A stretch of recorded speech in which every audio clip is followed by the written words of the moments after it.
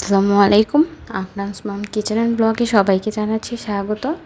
তো কিছুদিন যাবৎ বাংলাদেশের নেট অফ থাকার কারণে আপনাদের সাথে কিন্তু ব্লগ বা ভিডিও শেয়ার করা হয়নি। গোটা আন্দোলনকে ঘিরে চারপাশে যে একটি থমথমে পরিবেশ সৃষ্টি হয়েছে তা কোনোভাবেই কিন্তু কমছে না, বরঞ্চ মনে হচ্ছে যে এদিকে কিছু হচ্ছে বা ওদিকে কিছু হচ্ছে, কিছু না কিছু মনের ভিতরে এসেই যায়, যা কিনা একেবারে থামছেই না। কার কেমন লাগছে তা জানি না, বাট আমি যখন ঘরের ভিতরে কিছু শুনি যে এখানে বা ওখানে কিছু হচ্ছে, তখন মনে হয় যে কী যেন হয়ে গেল। আর যারা আমাদের ভাই বোনেরা শহীদ হয়েছেন এই গোটা আন্দোলনকে ঘিরে, তাদের জন্য রয়েছে অসংখ্য অসংখ্য সমবেদনা।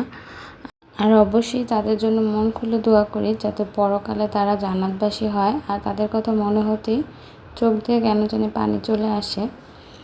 তো যাই হোক, সকালবেলা আমি রান্না করে নিয়েছি মিষ্টি কুমড়া ভাজি, আর দুপুরের জন্য রান্না করছি ইলিশ কচু। তো ইলিশ কচু রান্নার জন্য প্রথমে আমি কচুগুলোকে ভাপিয়ে নিয়েছি, তারপর পরিমাণ মতো তেল দিয়ে তার মধ্যে পেঁয়াজ কুচি ভেজে নিয়েছি এবং গোটা গরম মশলা দিয়ে কাঁচামরিচ দিয়ে দিয়েছি, তারপর রসুন বাটা তেলের মধ্যে দিয়ে একটু ভেজে নিয়েছি। ভেজে নেওয়ার পর একটু পানি দিয়ে এর মধ্যে দিয়ে দিয়েছি হলুদ, মরিচ, লবণ।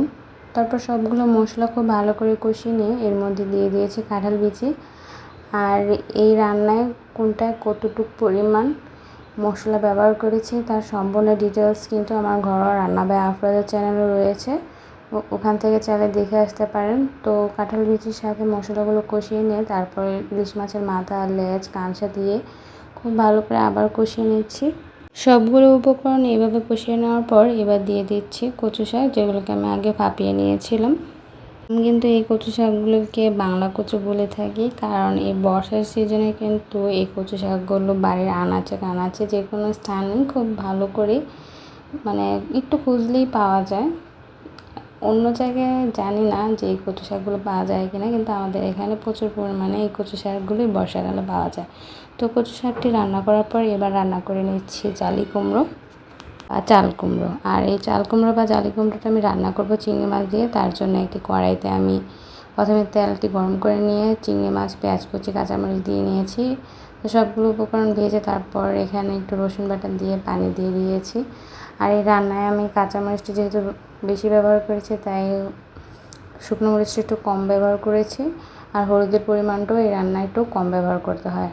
তো মশলাগুলোর সাথে সবগুলো উপকরণ কষিয়ে তারপর কুমড়ো দিয়ে খুব ভালো করে রান্না করে নিয়েছি।